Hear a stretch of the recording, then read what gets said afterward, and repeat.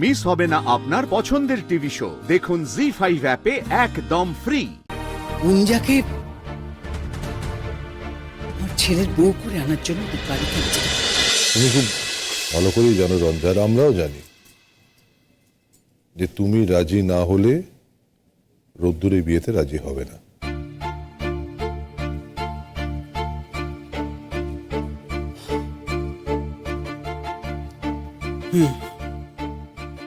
বুঝলাম, বেশ। আমি তোমাকে এটুকু কথা দিতে পারি, রোজ যদি আমাকে জিজ্ঞাসা করে আমি ওকে বারণ করবো না। রোজ যদি নিজে থেকে বিয়েটা করতে চায় আমি বাধা দেব না। এটাই তোমার ফাইনাল কথা তো? এর কোনো নড়চড় হবে না আশা করি। না,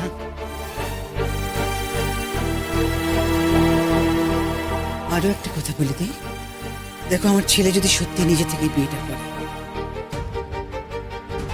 আমি হয়তো মা হয়ে ওর বরণের কাজটাও করে দেব,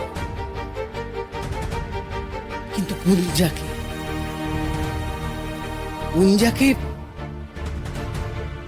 আমার ছেলের বউ করে আনার জন্য ওদের বাড়িতে আমি যেতে পারবো না। বেশ, তুমি আবাহনও করো না, বিসর্জনও দিও না, হেঁতেও থেকো না, নাতেও থেকো না।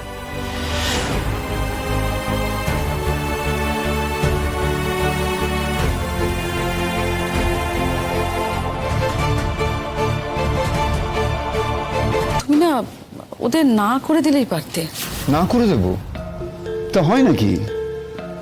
তার মানে তুমি কি? আমি যা করব মেয়ের জন্যই করব। হ্যাঁ, আমি ওর বিয়ে ঠিক করেছিলাম ঠিকই,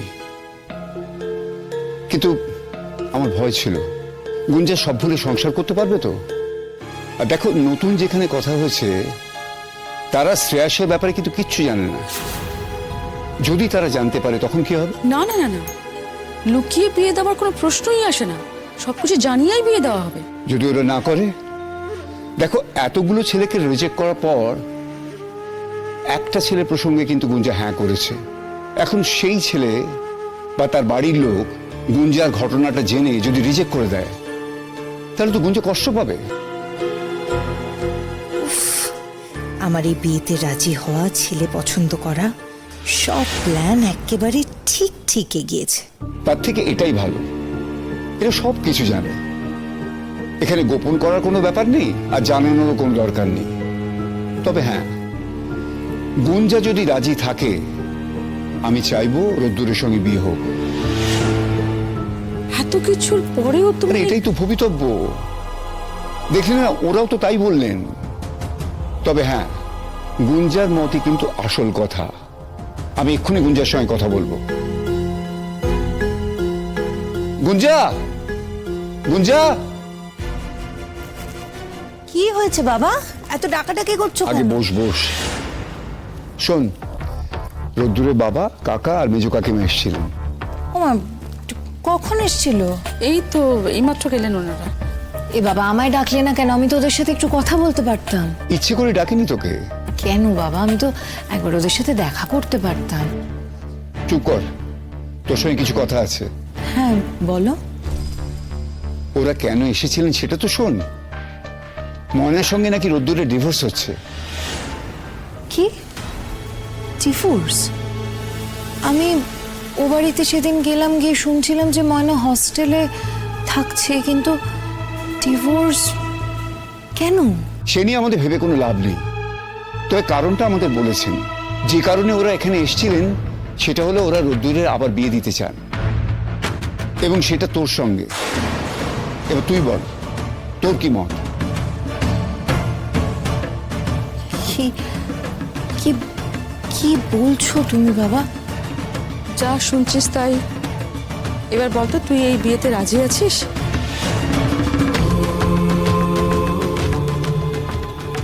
দেখ গুঞ্জা, তুই আমাদের দায়িত্ব দিয়েছিস ঠিকই, কিন্তু জীবনটা তোর।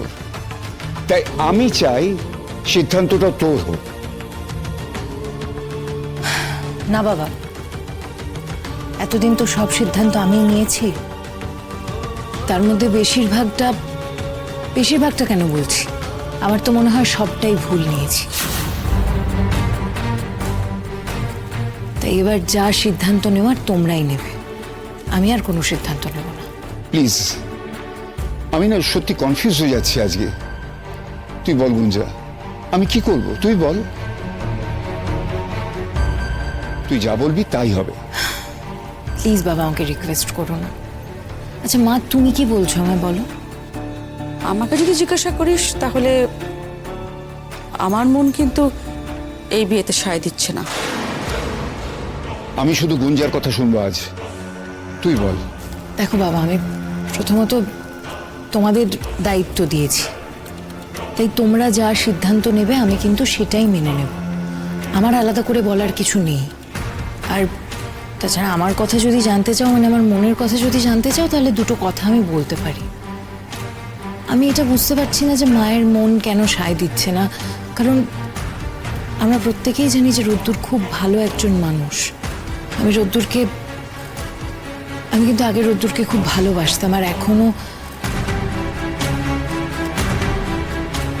বল।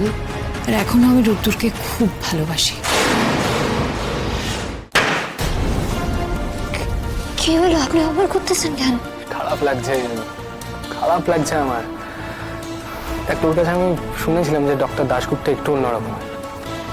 তোকে আগেও ভুল বুঝেছে। এটা জানার পরে আমার মাথায় এটুকু এলো না যে তোর সঙ্গে মেশাটা ঠিক হচ্ছে না। এক মিনিট, অরণ্যদা, হেডলাইটটাকে আপনি নিজেরও দায় করতেছেন? কি বলছিস? নিজের তো দায় আছেই, অবশ্যই। না না অরণ্যদা, আপনার কোনো দায় নাই। আপনি তো বরং আমারে বুঝাইতেছিলেন যে আমি তোকে এই জন্যই আগে বলেছিলাম যে আমাকে ঠিক করতে দে, আমাকে ঠিক করতে দে, আমাকে কথা বলতে দে ডক্টর দাশগুপ্তের সঙ্গে। আপনি কন্যায় ভালো করছেন, দেখেন এটাতে তো প্রমাণ হইয়া যাইতেছে যে উনি এখনো আমারে বিশ্বাস করেন না। এই অবস্থায় আমি ওই বাসায় ফিরে গেলে না, আমি সুখী হব না। সব ঠিক হয়ে যাবে, আমাকে একবার চেষ্টা তো করতে দে। চেষ্টা না অরণ্যদা, চেষ্টা করে কোনো লাভ হইব না। কিছু করা যায় না? মানে ঠিক করার কি কোনো উপায় নেই? কি করণ যায় কোন তো অরণ্যদা? আমাকে সত্যই কিছু করণের নাই, আর আমাকে কিছু করণের উচিত না। উনি যখন সুখী থাকতে চাইতেছেন, উনি সুখী থাকতে দেন অরণ্যদা।